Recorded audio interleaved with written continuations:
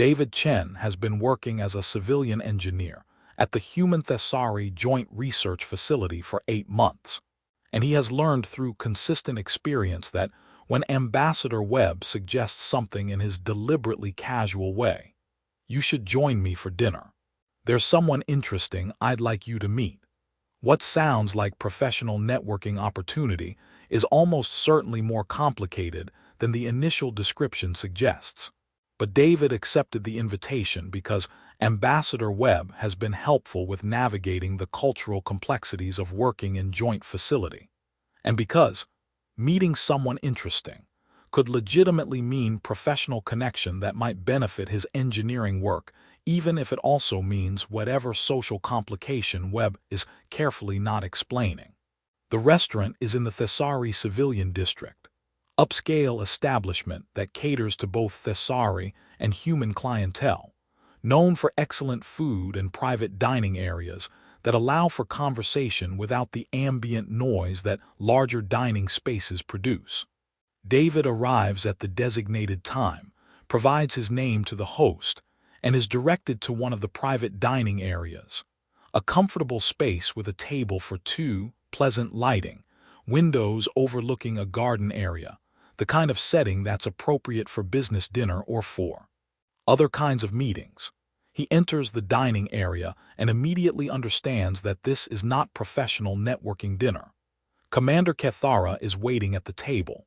David recognizes her from facility briefings, senior Thessari military officer, decorated combat veteran, currently serving as liaison between Thessari Military Command and the Joint Research Facility's Defense Applications Division. She's impressive even in the formal military context where David has seen her before.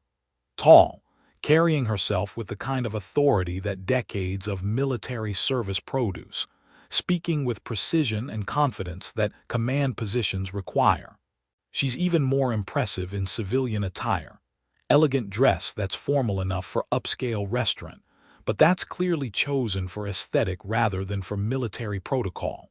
Her bearing still communicating authority, but softened slightly by the non-military context. David experiences the immediate awkward recognition that this is a blind date. That Ambassador Webb's, "Someone interesting I'd like you to meet," was diplomatic phrasing for "I'm setting you up on a date with a Thessari military commander without telling you in advance, because if I'd told you it was a date you might have declined. And I think you two might actually get along well enough that the setup is worth the initial awkwardness." Kethara's expression suggests she's experiencing similar recognition, that whatever Ambassador Webb told her about this dinner, it probably wasn't explicit about it being a blind date either. "Mr. Chen," Kethara says, standing to offer formal greeting. "I believe Ambassador Webb may have been strategically imprecise about the nature of this dinner invitation when he spoke with both of us." "That's diplomatic way of saying we've been set up," David agrees, accepting the greeting. "I apologize if this is awkward. I can leave if you prefer not to." "Sit," Kethara says, and it's not quite a command, but it's definitely spoken with the authority of someone accustomed to having her directions followed. "We're both here. The food at this establishment is excellent, and Ambassador Webb clearly put effort into arranging this meeting. The least we can do is share a meal before deciding whether his matchmaking instincts were completely misguided." David sits, appreciating both her directness and her pragmatism. If you're going to be set up on a blind date you didn't know you were agreeing to, might as well approach it practically rather than making it more awkward by either of them fleeing immediately. "I should mention," Kethara continues, her skin showing colors that David has learned indicate mild amusement, "that this dinner may be slightly more complicated than Ambassador Webb intended." "Complicated how?" David asks. Kethara gestures subtly toward the dining area's periphery and the adjacent spaces visible through windows. "My daughters insisted on being present." David follows her gesture and notices, for the first time, what he'd initially overlooked, while processing the awkward blind date recognition.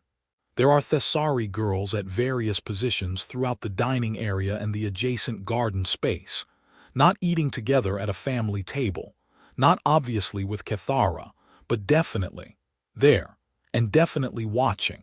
6 of them, David counts as his awareness catches up with what his eyes have been seeing without fully registering. Ranging in age from what appears to be early childhood to mid-teens based on Thessari developmental patterns, David has learned to recognize from working at the joint facility. All of them showing the same distinctive facial structure, the particular ear shape, the specific patterns in their skin color variations, the subtle similarities that mark family relationship even across the significant size differences between a 7-year-old and a 16-year-old. Your daughters, David says slowly, processing the implications. They're here, watching this dinner. They're here evaluating whether the human their mother agreed to have dinner with is remotely acceptable. Cathara corrects with the kind of amused exasperation that parents develop when their children are being both protective and impossible to argue with. Thessari military families are protective when their mother agrees to a blind date arranged by a human diplomat they've never met. They tend to want to assess the situation personally. David looks at the 6 daughters positioned strategically throughout the space. One at a nearby table pretending to read but clearly listening to their conversation. One at the bar area where she can observe facial expressions and body language. One in the garden visible through the window. One at a corner table with clear sightlines. 2 younger ones at tables closer to the play area but both frequently glancing toward their mother's table. They're not hostile, not creating disruption, not making the surveillance obvious except to someone who's now aware it's happening, but they are absolutely, thoroughly watching, evaluating, assessing the human who's having dinner with their mother. So this blind date, David observes, comes with 6 chaperones who are also judges, jury, and probably executioners if I say or do something they disapprove of. Cathara's skin shows deeper amusement. That's reasonably accurate summary.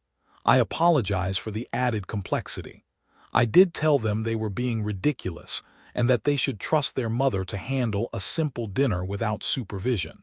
They responded that trust is earned through observation and that they'd be happy to trust my judgment after they'd verified it was sound. That's actually kind of reasonable when you phrase it that way, David admits. My daughters are many things, Cathara says. Unreasonable is rarely one of them, which makes it very difficult to argue with them when they're being protective in ways that are technically logical even if they're also thoroughly embarrassing. She signals the server. We might as well order. I assume you're staying despite the surveillance. David considers the situation. He's on a blind date he didn't know he was agreeing to, with a decorated Thessari military commander, who comes with 6 daughters who are currently evaluating whether he's acceptable company for their mother. It's possibly the most complicated first date scenario he's ever encountered. It's also kind of fascinating. I'm staying, David confirms. Though I should warn you that I'm probably going to be terrible at this given the pressure of performing for an audience of 6 protective daughters, in addition to trying to make decent first impression on you. Then don't perform, Cathara suggests. Be yourself. My daughters aren't looking for polished social performance. They're looking for genuine character. Honesty will serve you better than confidence with them. Noted, David says. Though that might be the most intimidating first date advice I've ever received. Cathara smiles. Welcome to dinner with a Thessari military family, Mr. Chen. I hope Ambassador Webb's faith in his matchmaking instincts proves justified. The server takes their orders, David choosing something from the human-compatible section of the menu. Cathara ordering a Thessari dish that David doesn't recognize, but that sounds impressive when she describes it. The ordering process is blessedly normal, a brief respite from the awareness that 6 pairs of eyes are tracking every interaction. Once the server departs, Cathara provides what sounds like prepared explanation, probably rehearsed with her daughters before David's arrival. I should introduce you to your evaluators, since they're going to be present for the entire dinner whether we acknowledge them or not. Starting with the eldest. She gestures subtly toward the nearby table where a teenage Thessari girl is pretending to read. That's Saris. 16 years old, appointed herself chief defender of family honor and personal assessor of anyone who might be interested in her mother. She's listening to every word we say and will have detailed critique prepared for later. Saris doesn't look up from her reading device, but her skin colors shift slightly in acknowledgement that she's been identified. At the bar, Cathara continues, is Mara, 14. She's studying human behavioral psychology and considers this an excellent opportunity to observe cross-species social dynamics. She's watching your body language, facial expressions, and microreactions with what I'm certain is thorough documentation for later analysis. Mara makes brief eye contact and returns what might be a professional nod, researcher acknowledging research subject. In the garden, trying to appear casual while actually maintaining perfect surveillance position, is Vila. 11 years old, already showing tactical aptitude that would make her excellent military strategist. She's analyzing how you respond to awareness of being watched and how you adapt your behavior under observation. Vila, visible through the window, is indeed positioned where she can observe while appearing to simply enjoy the garden. The corner table with the strategy board game, Cathara says, is Thessa, 9 years old. She's evaluating your patience, watching how you handle the interruptions and complications that her sisters will inevitably create. She's also playing a genuinely complex strategy game while conducting her assessment, which tells you something about her capacity for multitasking. Thessa moves a game piece while simultaneously glancing at their table, demonstrating exactly the multitasking Cathara described. At the table closer to the play area, drawing but frequently watching, Cathara continues, is Kira, 8 years old. She's testing your kindness. She'll probably approach at some point to show you her art or ask questions, and she'll be evaluating how you respond to a child seeking your attention. Kira looks up from her drawing, makes direct eye contact with David, and returns to her artwork with the satisfied air of someone who just completed an observation. And the youngest, Cathara concludes, is Lyra, 7 years old. She's in the play area but has already made 3 appearances to check on Mother and will likely make several more. She's assessing your gentleness, watching how you interact with the smallest and youngest member of the family. She's also completely fearless about approaching strangers, which both serves her assessment goals and occasionally terrifies me. As if on cue, Lyra appears beside the table. Mother is the human nice. He looks nice. Can I ask him questions? After dinner, Lyra, Cathara says with patient firmness. Mr. Chen and I are having conversation right now. But I have important questions, Lyra objects. They can wait 30 minutes, Cathara replies. Go back to the play area. I promise you'll have opportunity to interrogate him later. Lyra studies David with the direct, unfiltered assessment that young children specialize in. Then she nods and returns to the play area, apparently satisfied that 30 minutes is acceptable delay for her interrogation. Your daughters are. David searches for diplomatic phrasing. Thorough, Cathara suggests. Protective, impossible to discourage once they've decided something needs their attention. I was going to say, clearly very invested in their mother's well-being, David says, which is actually kind of touching even if it's also extremely intimidating from my perspective. It's both, Cathara confirms. Their father died in military action 7 years ago. They've been protective of me since then in ways that are sometimes appropriate and sometimes excessive. Tonight definitely falls into the excessive category, but I couldn't convince them to stay home. I'm sorry about your husband, David says quietly. Thank you, Cathara acknowledges. It's been 7 years. We've adapted. but the adaptation includes my daughters being more vigilant about anyone who might become part of their mother's life than they would be if their father were still alive. She pauses, which brings us to the awkward conversation that blind dates typically require. Ambassador Webb suggested this dinner. I agreed partially because I respect his judgment, and partially because I haven't socialized outside military contexts in approximately 7 years, and my daughters have been increasingly insistent that I should. What brought you to this dinner, Mr. Chen? Please call me David, he says. And honestly, I thought it was professional networking.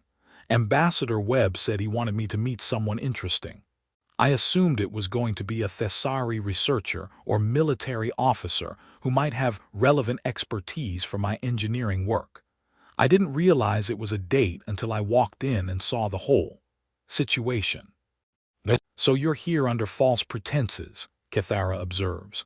We both are, David points out. I'm assuming Webb was similarly vague with you about what kind of dinner this was. He told me it would be a casual meal with a human civilian who works at the joint facility, and who might appreciate conversation with someone outside his usual professional circles, Cathara admits. He did not mention the word date, the concept of romantic interest, or the fact that he was apparently matchmaking rather than facilitating professional connection. So we've both been expertly manipulated by a diplomat who decided we should meet, and who knew that if he told either of us it was actually a date we'd probably decline, David summarizes. Accurate, Cathara agrees. The question is whether we're annoyed enough at the manipulation to leave, or interested enough despite the setup to see whether Webb's instincts have any validity. David glances at the 6 daughters maintaining their surveillance. Saris is still pretending to read. Mara is still observing from the bar. Vila is still maintaining her garden position. Thessa is still playing her strategy game. Kira is still drawing. Lyra is back in the play area but clearly watching for the 30 minutes to expire so she can begin her interrogation. I'm interested, David says honestly. Partly because I'm curious whether Webb was right that we'd get along. Partly because this is the most unusual first date I've ever been on, and I kind of want to see how it develops. And partly because any woman whose daughters are this protective and this strategically competent is probably someone worth getting to know. Cathara's skin shows pleased gold. That's good answer. Honest, self-aware, and acknowledges the situation rather than pretending the surveillance isn't happening. You've just earned points with at least 3 of my daughters, possibly all 6 depending on their individual evaluation criteria. Only 3 confirmed, David asks. The teenagers are harder to impress, Cathara explains. They have more sophisticated assessment frameworks and higher standards for what constitutes acceptable character. The younger ones are more willing to grant provisional approval based on honesty and apparent kindness. Saris and Mara will require more data before rendering judgment. Their food arrives. The conversation shifts to safer topics: David's engineering work, Cathara's military service, the challenges of human Thessari cultural integration at the joint facility. It's pleasant discussion, the kind that first dates are supposed to involve when they're not complicated by 6 watchful daughters.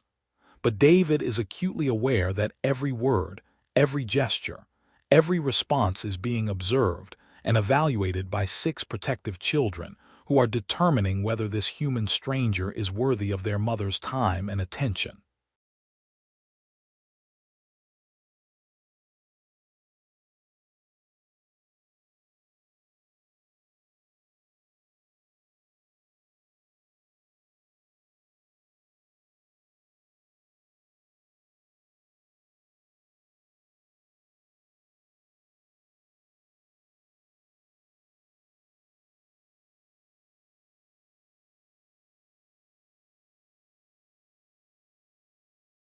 Approximately 20 minutes into dinner, Saris happens to walk past the table on her way to somewhere.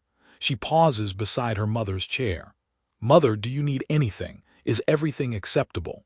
The questions are ostensibly directed at Kethara, but Saris's gaze is locked on David, assessing his reaction to the interruption and protective inquiry.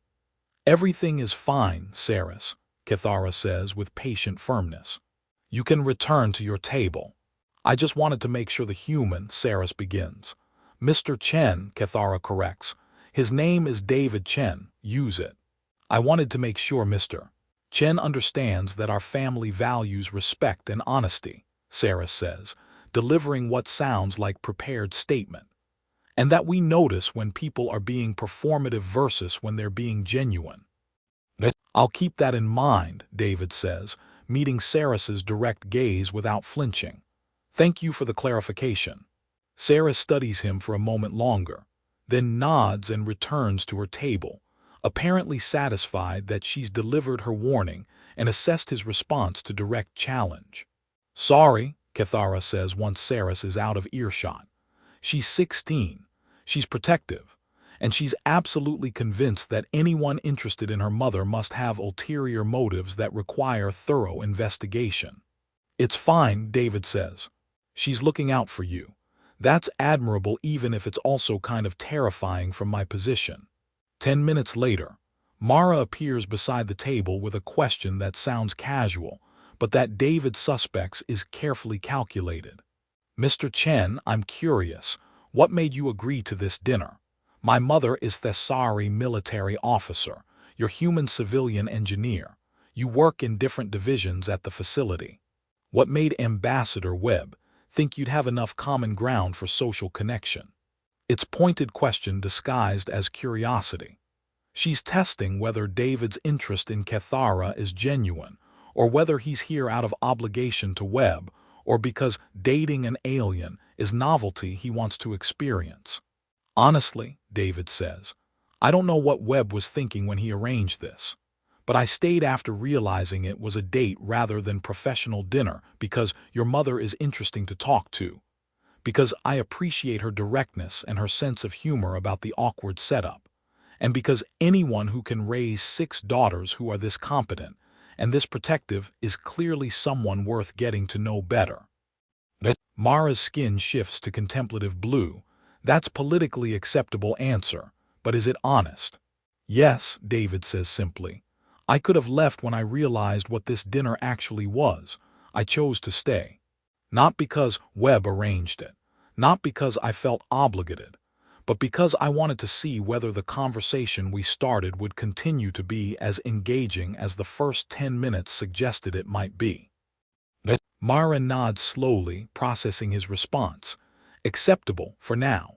She returns to her observation position at the bar.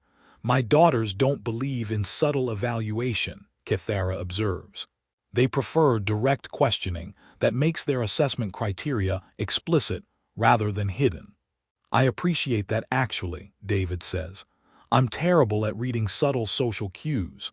Direct questions I can answer honestly. Unspoken expectations I'll probably miss entirely and accidentally violate without meaning to."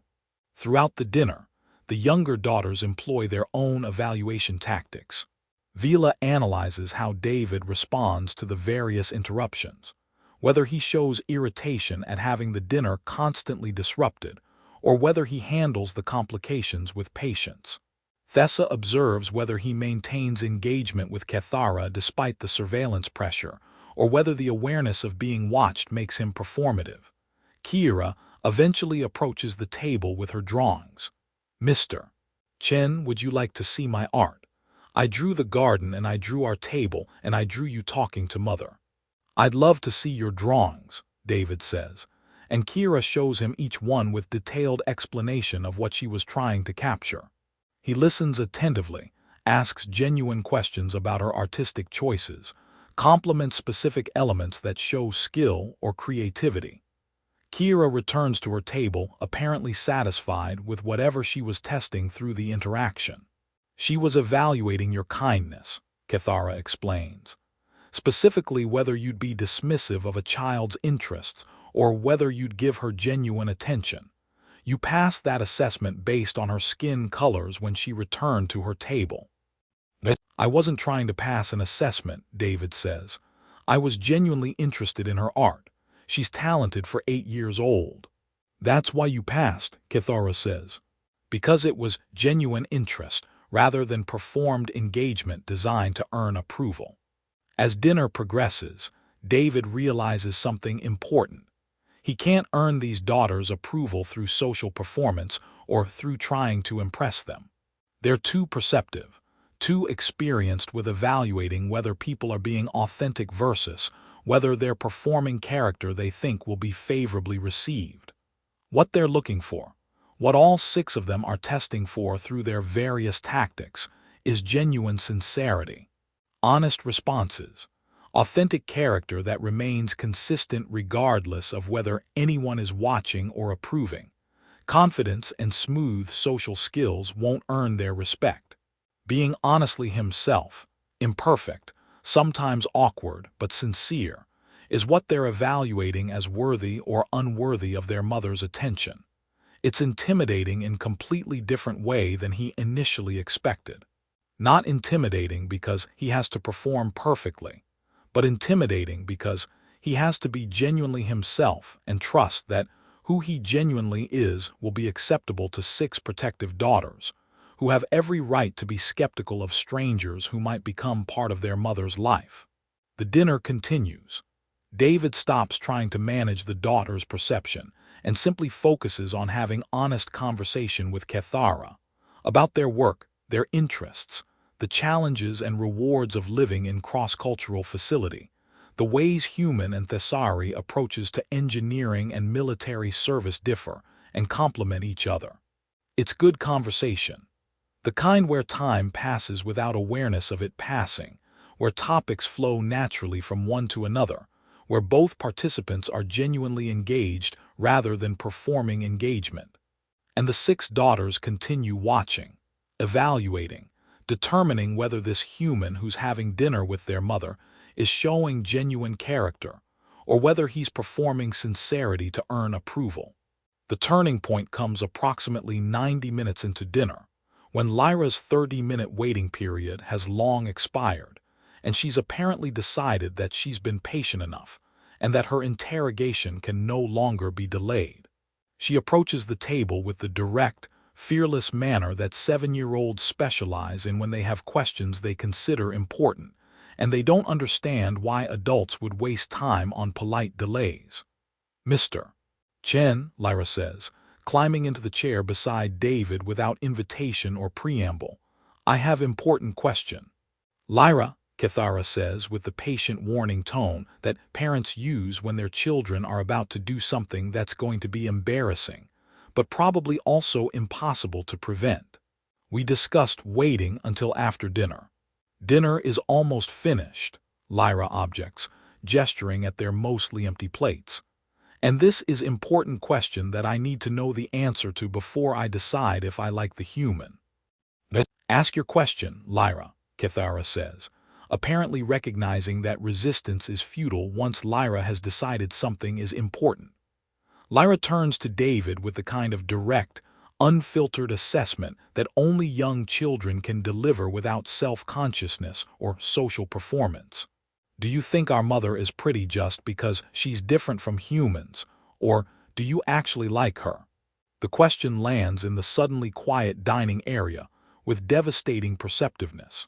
It cuts through all the social performance, all the careful evaluation tactics, all the sophisticated assessment frameworks that her older sisters have been employing. It asks the fundamental question that underlies every interaction David's had tonight. Is his interest in Kithara genuine, or is it just curiosity about dating an alien? Is he attracted to who she actually is, or is he attracted to the novelty of cross-species romance? The 5 other daughters have all stopped their various activities. Saris is no longer pretending to read. Mara has turned from the bar to watch directly. Vila has moved closer to the windows. Thessa has paused her strategy game. Kira has set down her drawing materials. All 6 daughters are waiting for David's answer to the question that 7-year-old Lyra just asked with complete honesty and zero social filtering. Kithara's expression is carefully neutral, but her skin colors show that she's interested in his answer as well. That Lyra's blunt question has articulated something that was underlying the entire dinner, but that hadn't been stated so directly. David takes a moment to consider his response. Not because he needs to calculate what answer will earn approval, but because Lyra's question deserves honest answer, and he wants to articulate that honesty clearly. "I think your mother is beautiful," David says, speaking to Lyra, but aware that all 6 daughters and Kethara are listening. But the beauty comes from who she is, how she carries herself, how she speaks about her work and about all of you, how she's handling this extremely awkward dinner with humor and grace. Yes, she's different from humans, and yes, that difference is part of what makes her striking to look at. But I'm interested in her because of who she is, not because she's Thessari. He pauses. If I was just curious about dating an alien, I could have pursued that curiosity with any of the Thessari civilians who work at the facility. I'm here, having dinner with your mother specifically, because Ambassador Webb thought we'd get along well, and because the conversation we've been having for the past 90 minutes has been more genuinely engaging than most first dates I've experienced with humans. So yes, I think she's beautiful, but the beauty is about her character and personality, not just about her being different. Lyra studies him with the direct, unfiltered assessment that's apparently genetic across all 6 daughters regardless of age. Then she turns to her mother. "I like him, Mother. He gave honest answer and he didn't try to say what he thought I wanted to hear." She climbs down from the chair and returns to the play area, apparently satisfied that her interrogation has concluded successfully. The other 5 daughters show various skin colors that David has learned to interpret as processing and evaluation. Saris shows thoughtful blue mixed with what might be grudging approval. Mara shows analytical gold, suggesting she's incorporating this data point into her assessment framework. Vila, Thessa, and Kira all show colors that suggest favorable evaluation. Kethara's skin shows warm, amused gold. "Well, you've just passed my youngest daughter's direct assessment. That was the question she's been waiting all dinner to ask, and you gave her honest answer that she recognized as honest rather than as performance." "It was honest," David confirms.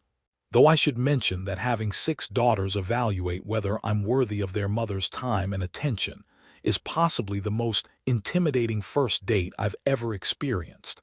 And I include the time I accidentally went on a date with someone who turned out to be my supervisor's daughter, and who informed me of that fact 30 minutes into dinner." Kethara laughs, genuine, warm laughter that transforms her expression from carefully controlled military authority to something more relaxed and human. Or rather, more relaxed and relatable despite the species difference. "My daughters are many things," she says. "Subtle is not one of them, but they're effective at determining whether people are being sincere. You've apparently passed their collective evaluation, or at least earned provisional approval pending further observation." "Does that mean I can see you again without 6 chaperones present?" David asks. "Possibly," Kethara says. "Though I should warn you that if we continue seeing each other, my daughters will continue evaluating you. Just perhaps less overtly than tonight's surveillance operation." "I can live with that," David says. "As long as future evaluations don't involve Lyra asking devastatingly perceptive questions in front of entire restaurants." "I make no promises about what Lyra will or won't ask," Kethara replies. "She's 7. She has no filter and infinite curiosity, but I appreciate that you answered her honestly rather than deflecting or performing an answer you thought would earn approval." As they're preparing to leave, all 6 daughters gather around their mother, not surrounding David threateningly, but clearly present as unit, as family, as the protective collective that evaluated the human who had dinner with their mother, and apparently found him acceptable enough for provisional approval. "Mr. Chen," Sarah says with formal precision that matches her mother's military bearing, "you may see our mother again. We'll be watching to determine whether tonight's apparent sincerity is consistent pattern, or whether it was performance designed to pass initial assessment. But you've earned the opportunity to demonstrate continued character. Thank you, David says, uncertain whether he's being granted permission or being put on probation. It's both, Cathara says. Welcome to dating a Thessari military officer with 6 protective daughters. If you continue pursuing this connection, you'll be evaluated constantly, questioned regularly by the younger ones, and held to standards of honesty and character that most humans never experience in romantic contexts. And if I pass those evaluations, David asks, then you'll have earned the respect and trust of 6 daughters who don't grant either lightly, Cathara says, which is worth considerably more than any amount of smooth social performance or confident romantic pursuit could achieve. David looks at the 6 daughters, each unique, but all showing the protective competence that their mother has clearly instilled. I'll do my best to earn that trust honestly rather than trying to perform my way into it. Good answer, Mara says. We'll be watching to see if your behavior matches your stated intentions. Several weeks later, after multiple dinners, several family outings with various daughters present, and countless evaluations both overt and subtle, David reflects on the blind date that got complicated by 6 watchful daughters. Ambassador Webb, when David thanks him for the setup, smiles with the satisfied air of a diplomat whose matchmaking instincts proved sound. I thought you two would get along, and I thought the added complexity of Cathara's daughters would actually help rather than hinder. It would require you to be genuine rather than performative, and genuinely is when you're most likable. You could have warned me about the 6-daughter surveillance operation, David points out. If I'd warned you, you might have performed sincerity rather than actually being sincere, Webb replies. The fact that you didn't know you were being evaluated by 6 protective children meant you were just yourself, awkward, honest, genuinely interested in Cathara rather than trying to impress her. That authenticity is what earned their approval. So the blind date that got complicated was actually the point, David observes. The complication was the feature, not the bug, Webb confirms. Courage isn't always tested on battlefields or in formal courts. Sometimes it's tested across a dinner table, under 6 quiet stares, where honesty matters more than confidence and respect is earned one small moment at a time. You showed that kind of courage without knowing you were being tested for it. That's why Cathara's daughters approved of you, because your character was genuine rather than performed. David thinks about Lyra's devastating question. Do you think our mother is pretty just because she's different, or do you actually like her? Thinks about how he answered honestly rather than calculating what response would earn approval. Thinks about how 6 protective daughters evaluated every gesture, every word, every moment of a dinner that was supposed to be awkward blind date but became